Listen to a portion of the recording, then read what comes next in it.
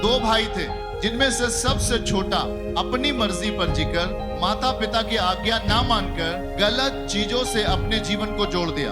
अपने मन को पूरी तरीके से वो पाप की दशा में बदल दिया था।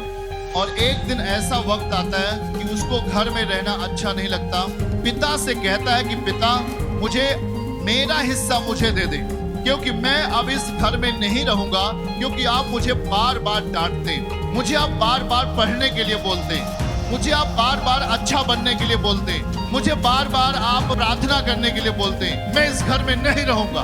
और याद रखो कि वो इस तरह गुस्सा होता है और गुस्सा होकर के पिता से जबरन जिद करके अपनी संपत्ति का भाग ले लेता है और उस संपत्ति का भाग ले करके दूर देश को चला जाता है।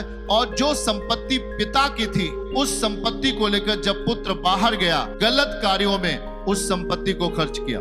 जैसे ही उसकी संपत्ति खत्म हो जाती है, वहां अकाल पड़ता है। अब वहां खाने के लिए कुछ नहीं है। अब वो जवान सोचता है कि अब मैं क्या करूं, क्योंकि मेरे पास अब संपत्ति नहीं है, मेरे पास पैसा नहीं है, अब मैं करूं क्या करूं।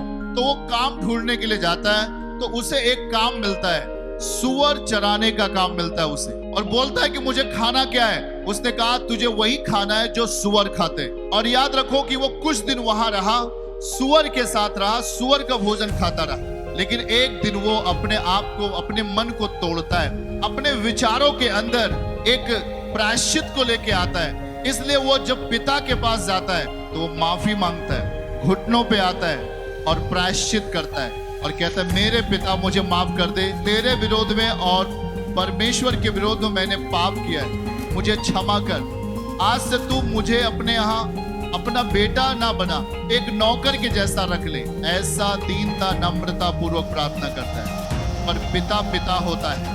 अगर आपने पापों से मन फिरा लिया, इससे बड़ा चीज और क्या हो सकता है। आप गुनाहों में जीना नहीं, आप सच्चाई में जीना चाहते हो, पवित्रताई में जीना चाहते हो, इससे बड़ा और क्या चीज हो सकता है। वो जब मन फिराता है, पिता उसे गले लगा लेता है। आमीन बोलिए।